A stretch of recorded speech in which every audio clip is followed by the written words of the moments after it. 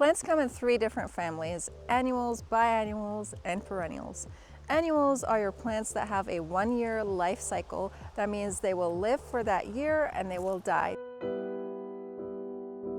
Plants that would be considered annuals are like these dahlias over here. They have already been hit by the frost, they're gonna die back. However, even though I'm saying these are annuals, in some areas of the country, these are considered perennials.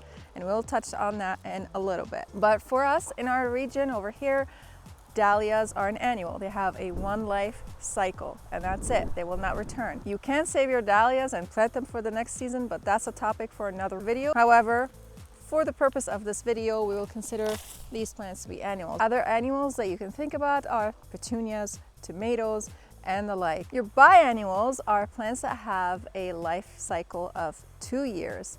The first year, they will grow their foliage, and the second year, they will put on their blooms. Plants that are biennials are typically your foxglove, hollyhocks, Canterbury bells. Now, these do sometimes bloom in the first season, but typically for the most part, most of these varieties of plants bloom the second season. Now for the last part, which is the perennials, which is a huge family, that is your plants that have a life cycle of 3 or more years. And in the perennial family, you have your herbaceous perennials, your deciduous shrubs and trees, and your evergreen perennials, including herbaceous shrubs and trees. Yes, you can have herbaceous evergreen perennials. Some of these might be, for some of you, lamb's ear, for example. That can be an evergreen. Some of the varieties of geraniums can also be semi-evergreen. Heuchera can be semi-evergreen. These are all herbaceous perennials, but they can be considered an evergreen. If you look behind me over here, this is full of herbaceous perennials.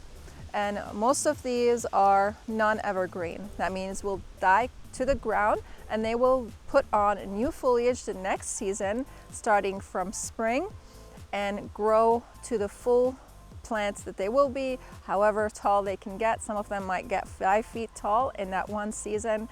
They will put all that energy back into their foliage and into blooming.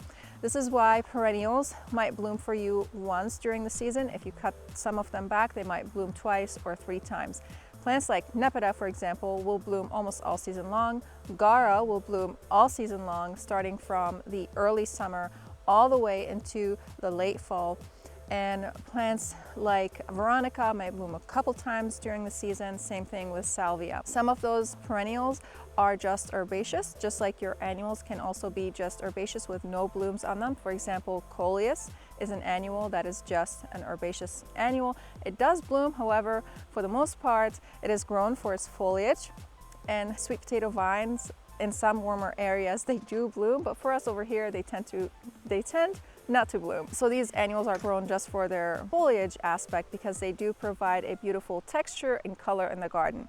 Other perennials that are herbaceous would be lamb's ear. It does bloom again, but it's typically grown for its beautiful texture and color in the garden. Hostas, heucheras. Again, all of these do bloom, but they are typically grown for their foliage.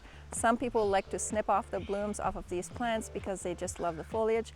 Personally, I love the blooms and the foliage. I think they're both beautiful and they attract the pollinators, and I love to provide food for the pollinators. Some of your non-herbaceous perennials are things like forsythia shrubs, hydrangeas, azaleas. What else? There's tons of stuff. And then when it comes to trees, you have redbuds and fruit trees, all sorts of trees.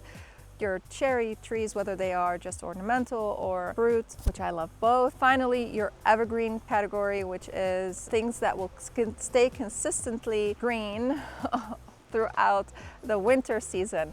That does not mean they're going to be green necessarily. For example, a plant like a heuchera might be red in foliage, like the Palace Purple heuchera. We do offer that on our website right now. It's currently unavailable, but it will be coming back in the spring season. So these will hold on to their foliage or to their needles if they are plants that are in the conifer family, like your cedars, your junipers, pines, fir, and the like. Of course, there are other plants like rhododendrons, for example, that are evergreen but are not in the conifer family, euonymus, and so many other varieties of plants that are evergreen, that are beautiful all season long. Boxwood, of course. I love boxwoods. Hollies, they both have a beautiful glossy foliage and that sustain throughout the winter. And the hollies, some of them have the added benefit of having the beautiful red berries that will provide beautiful interest for the winter, especially when it comes to the Christmas season, as well as providing forage for the birds throughout the winter. You can subscribe to our newsletter to receive helpful information like this, and follow us on all of our social media. You can visit our website to see what we currently have available online. Thank you so much for watching, and I'll see you again in the next video. Bye!